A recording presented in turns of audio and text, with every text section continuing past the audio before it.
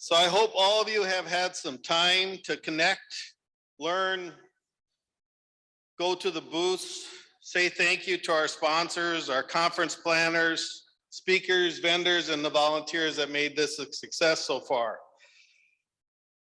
Our final speaker of the day is a force for North Dakota. He's committed to things we all care about: innovation, safety, technology, and infrastructure. In 1983, Doug Burgum started Great Plains Software and grew business into a world-class product that eventually became part of the Microsoft family.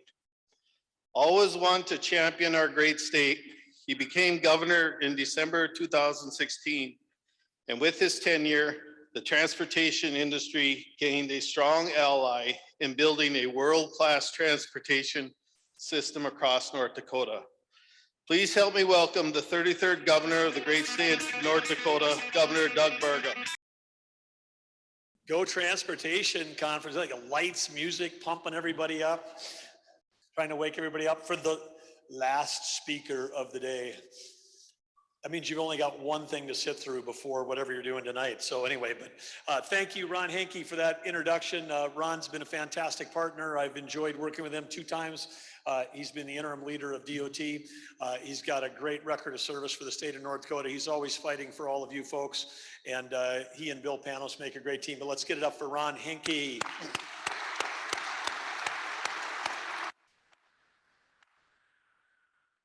And I want to say thanks to all of you, not just for being here, but it's fantastic to see 670 people registered for this conference. That's fantastic. But it's also, I just want to say that the work that all of you do matters. It's important. Our state is a state where we compete globally in 2 industries every day, and that's energy and agriculture. And you can't be in either one of those industries. We can't feed the world and we can't fuel the world unless we've got a great transportation network. And we've all of you, many of you have been at it for decades, have built a great system in North Dakota, and it's getting better all the time. And we're committed to get the dollars and the resources to all of you, to have our DOT work with all of you to make sure that we not only have a great system, but we have a safe system and it works for the people in the state so we can keep moving ahead. I think you know that we announced at the State of the State that a goal for the state of North Dakota that we have an opportunity to be the #1 GDP, #1 gross domestic product. I mean, basically that says that we would be generating more economic activity per person than any other state. And we got a shot at that. We're in the top 5 right now. We could get to #1. We can't get there unless we have a great transportation system. So, so for all you do and for being here, let's just say thanks to everybody here that's in the room. Thank you so much. And of course, our hosts, NDDOT and Upper Great Plains Transportation Network, thanks for hosting. And I also want to give a shout out. He's in DC fighting for all of us. And I want to say he's, fights for North Dakota, but he's also fighting for rural states against big metros. I know he does that well. NDDOT leader Bill Panos, as good as they come, true collaborator. We were able to steal him away from Wyoming. Fantastic that he was working in another rural state with a lot of highway needs. It also had a lot of, they get a lot of federal presence, just like we do with parks and grasslands and BLM and that. So he understands the feds, and his time in Wyoming happens to match up with a previous administration where this current administration has pulled a lot of people back into roles at the federal level that Bill had relationships with. So he's down there again today, championing all of our work and working with the federal DOT, working with our congressional delegation, and fighting for flexibility for the implementation of the Infrastructure Investment and Jobs Act. Bill and I have been on calls just last week together with the head of White House infrastructure. Let's just take, they do a one-size-fits-all thing in DC. New Jersey, they have 1/7 the territory that North Dakota has. Okay, they have exponentially more people than we have. North Dakota's got 11 people per square mile. New Jersey's got 1,100 per square mile. Do you think the same federal transportation bill is going to work, for those two organizations? No. And so, we just keep pushing and pushing and trying to put examples, pushing back on DC and say, got to have the flexibility. And when we do that, we're fighting for all of you, because we know if we've got the flexibility, you're going to build a great system that's going to work for North Dakotans. And so anyway, let's give it up for Bill Panos, who's out there fighting for us. Also want to thank Denver Tolliver, his team at the Upper Great Plains Transportation Institute. They've been great partners. The research, the education, the impactful work, the partnering with NDDOT on the local technical assistance program. Hard to believe that that's now in its 41st year. But let's give it up for the Upper Great Plains Transportation Network. Thank you, all of you. And collaboration has made its, is North Dakota's it's what's made us one of the top highway systems in the country right now. And of course, we're excited about the theme that the conference organizers picked this year, which was one team, one network, one goal. And I was know that, one is what do they say? One's the loneliest number, but one's a good number for this, for one team, one network, one goal. And I was coming up here, and asked Art if there's anything he thought I should say. And he said, well, be sure to include the announcement that the state of North Dakota is going with one form of surfacing, and that's concrete. But then I got a text right after that said, could you just say we're going with one form of surfacing, and that's asphalt. And so round of applause for asphalt, please. Okay, all right, let's hear it. But I do understand that the asphalt concrete folks are meeting at the Baymont for your own conference, kind of a Hatfield McCoy's thing, probably more interesting than this talk. But we hope that all works out, because we need all of you. That's what the collaboration is about. So apparently when one doesn't work, two works. And with innovation, I'm sure we'll have even more surfacing options. But when we talk about working as one, that's something that our administration, when Brent Sanford and I, Lieutenant Governor, came in 5 years ago, we said, hey, look, this state government's a whole bunch of silos. If we want to work for the people of North Dakota, we can't have a bunch of individual organizations that are doing all their own thing, that's all separate, and nobody's collaborating with each other, because so often, no matter what we do, we have an opportunity to work, to be more efficient, to keep taxes low, and build a better state. So that's part of the whole work as one. And we've used it on cross collaboration, whether it's on Main Street Initiative, tribal engagement, economic development, doesn't matter. We know that the work as one philosophy works. It's worked in emergency situations, whether it's floods, storms, civil unrest. Last year with the firefighting, record number of fires in our state, fires all 12 months of the year. And in all of those, of course, solving those emergency problems, DOT and the work that all of you do always played a critical role. And again, if it's not one is the number, there's another, well, I should say working as one, what we have up here. I asked my team about this slide. I said, we got a slide that shows 3 guys running a drone, and it's called Working as One. It takes 3 guys to run a drone, but that could be the other title for this slide. But anyway, drones as you know, I'm sure every one of you, how many of you have got a drone in your business now? Look at the hands go up. Look at that. It's fantastic that we're the #1 UAS state in the country too. But what a great productivity tool that is for all of us. We're using them in all kinds of agencies right now that we got the legislature to not consider them aircraft, because only they could authorize the purchase of aircraft. We got that cleared up. You guys think I'm kidding, right? That was true. Okay. You should also know that with the budget cuts, I write all my own jokes too. So that's just, you get what you get. If you want, talk to your legislators if you want funnier speeches. But the Vision Zero is it's not one, but it's a really important number. We launched the partnership with DOT, HP, Department of Health in January of 2018. We did have some good results this last year. We had the lowest number of traffic fatalities, 98 in almost 20 years. You have to go back to 2002 to have a number that was one below that. But we know that if any of you have ever lost a friend or family or community member, fellow, co-worker, someone you go to church with that's or or horrifically if it was one of their children. We know that the only acceptable number for traffic fatalities is 0.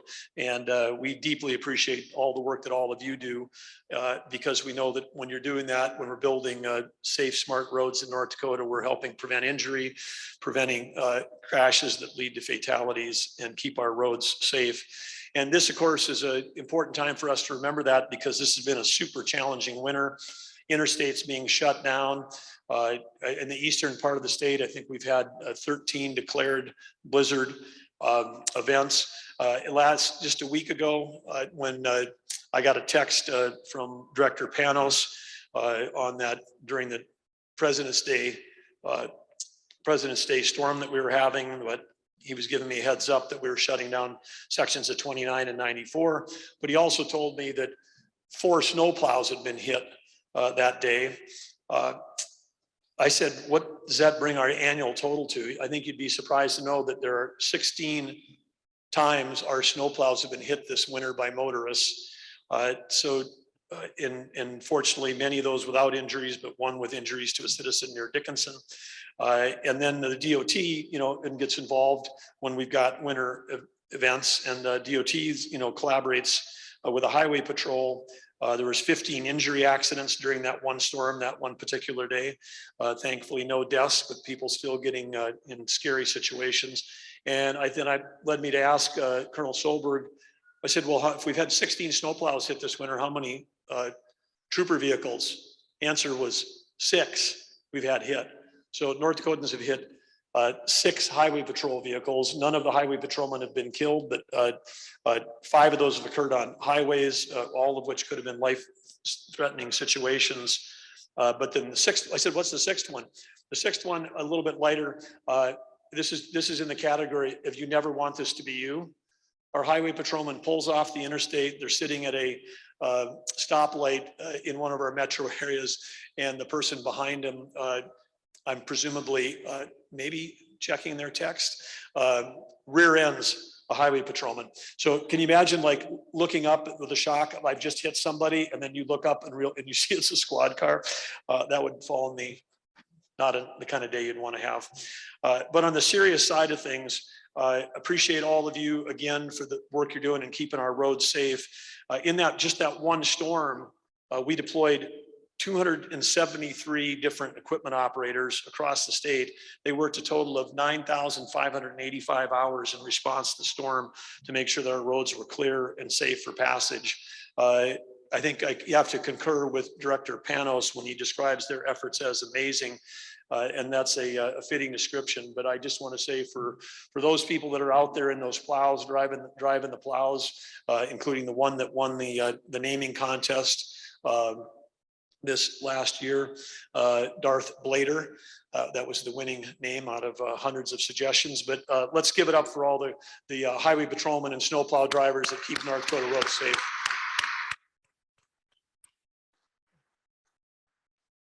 We know in the business that you're in, you're getting hit with something that we haven't seen at these levels for 40 years, and that's inflation. We know it's driving up the cost of fuel, materials, vehicles, labor. All of that's coming. Not a surprise. Standing here a year ago, we were pushing hard on the legislature saying, if this new administration wants to spend all the money they're going to spend, if they want to borrow the money, print the money they're going to print, we're going to have inflation. You can't increase the money supply that much and not have prices go up. You can't shove that much stimulus in there. So we pushed hard. Lieutenant Governor Sanford, myself, and our team, we garnered the support of some key legislators, and we pushed through the historic $680 million bonding package. Those of you that have been in this business for a while know that North Dakota ran the state like a bunch of old farmers, which is we paid cash for everything.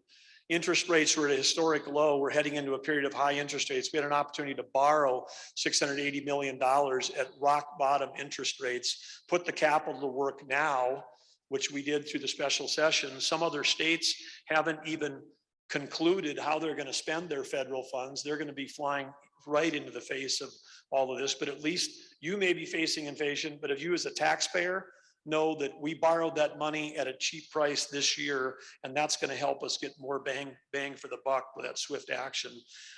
Whether it's roads, bridges, flood control, water supply, it's going to help save tens, if not hundreds of millions of dollars over the next 30 years for all of our citizens. And of course, you might say, oh, wow, we're borrowing all that money, and who's going to pay that off? The bonds get paid off by a small little sliver of the earnings that come off our now $9 billion legacy fund. The legacy fund is coming into its fruition. There will be a day in North Dakota when we don't have billions of dollars of oil and gas taxes coming in every year, but we will have, if we keep being smart about growing the legacy fund, that we'll have legacy fund streams that can pay off things like debt on bonds, and we can keep investing in our future in North Dakota in high return on investment activities like the activities we're doing here. And 2 years ago, during the State of State in Grand Forks, we outlined a 10-year plan to advance our statewide infrastructure to improve roads and bridges and help us prepare for emergencies, reduce risk, eliminate the need for load restrictions, build communities, envision transportation modes. I mean, I think, in the western part of the state, we got to get Highway 85 4-lane, all the way up there. I mean, there's more wide and heavy load permits on that stretch of road than there are on all of I-29, and I-29 is home to wind blade manufacturers, all of which need those extra large load restrictions. And so we're making great strides. We've got about 320 million has already been applied towards that goal of 2 billion by 2030. And to build on that progress, our administration continues to push for additional investment. We focus on cutting red tape always. We're about innovation, not regulation. And because of that, and because of the work you're doing, our highway system is earning accolades. So for the second straight year, the Reason Foundation ranked North Dakota's highway system first in the nation in overall performance and cost effective. And this is a direct reflection of not only your work, but the commitment to excellence at North Dakota DOT. You and they both deserve this national recognition. And so again, congratulations to all of you.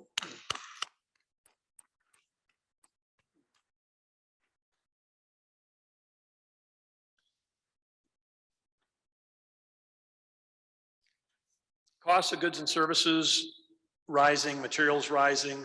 We did move quickly to try to get us bang for our buck. And like I said, this 5-day special session we had this fall where we deployed $1 billion, most of that towards infrastructure, a bunch of it towards workforce, which I'm going to talk about next. Probably the 5 most effective days and impactful days that our legislatures had in its our history, 133 years as a state. And what we did, some people want to criticize spending on infrastructure, maybe not in this room, but when we build infrastructure, we can build industry, and when we build industry, we can drive effectively the top line up. And when we do that, we drive prosperity for North Dakota.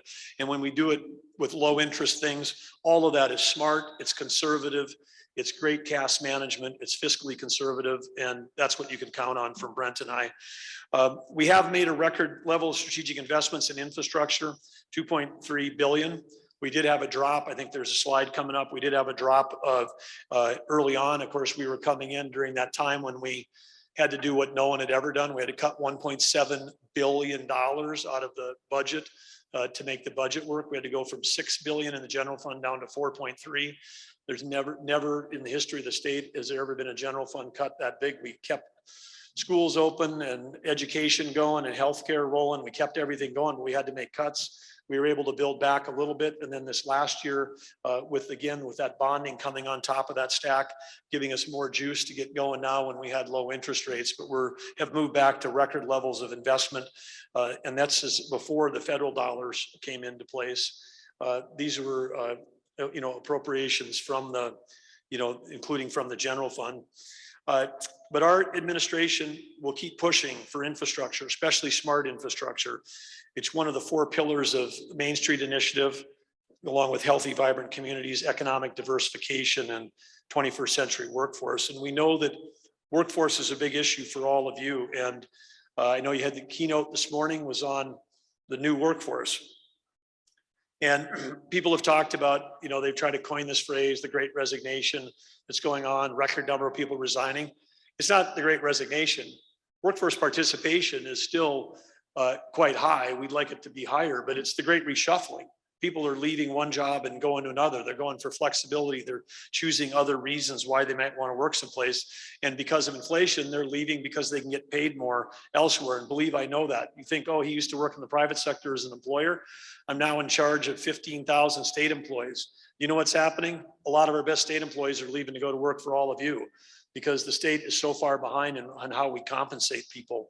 That's not like open season. Don't come for more of our great people. But I'm just saying that, again, we've got to, if we want to have great government and efficient government, we got to make sure that we can have quality people working in there. And so we're going to be fighting on all fronts of retention to make sure we can keep great people. Because we know when we've got great teams on our side, the work goes better for you on your side, whether it's planning or permitting or collaboration. But when we look at hard to fill jobs, transportation engineers, state salaries are, 20% below market. Fleet and equipment technicians, 18% below market. Transportation techs, 7% below markets. We know that everybody in the state, short of CDL drivers, we collaborated with Commissioner Goring and with the DOT and with the Highway Patrol before the feds raised their and put more new regulations on CDL drivers, that at a time when the nation is short of CDL drivers and we're having a supply chain crisis, seems like a great time to roll out a new set of red tape.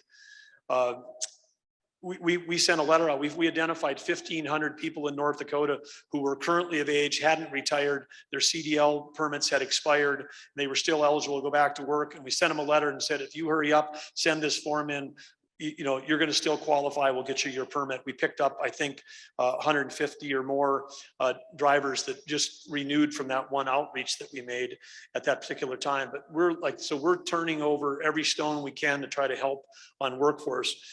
North Dakota Job Service, estimates are that there's over 30,000 jobs available in the state. That may be conservative.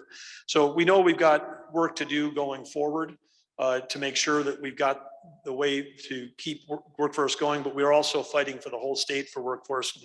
And thanks to the work of the 67th Special Assembly, which I mentioned, Accelerate ND plan, which Brent and I had forwarded, we were able to put as part of that, the biggest chunk of that $1 billion was infrastructure. The second biggest chunk, 250 million, was related to workforce. There's $88 million that we are going out that all requires a one-to-one match for CTE programs around our state. If your organizations aren't either contributing to, partnering with, or working with, these are going up in, Fargo and Grand Forks raised their $11 million match in 70 days. Maybe some of you contributed to that, but Minot, Bismarck, Dickens, well, Bismarck already had the Great Career Academy here, but Fargo, Grand Forks, Minot, Dickinson, Watford, Williston, these are all places that are working on going after that $88 million match. $40 million was identified to go towards here in Bismarck to the first Polytechnic or hands-on training center at one of our universities here to build programs and curriculum. It's supposed to meet the needs of who? You. We want to meet the needs of employers when we build this out. Our higher education system has to become more responsive to your needs. We have to produce the people that your companies want to hire. Millions more will be directed at regional workforce ideas. And again, so talk to your local JDAs and others that are there to see how you can do that. And then also, of course, childcare, because we know that there are people that have been sidelined that could be working today because the lack of affordable and available and safe and reliable childcare. But we're putting $20 million into that. We've got to build out a piece of infrastructure called a healthy childcare system across our whole state. So over the next year, we're going to continue to work on businesses and associations and licensing boards to cut red tape.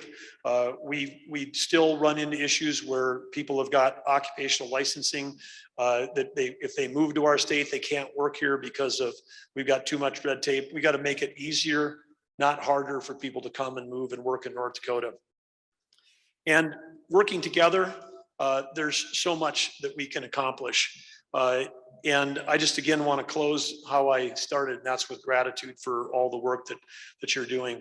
When we talk about the transportation industry, We need that to keep our supply chains moving. We need that to keep our economy humming. We need that to make sure that we can attract the workforce and the families that want to, live, work, play, reside, and grow a family in North Dakota.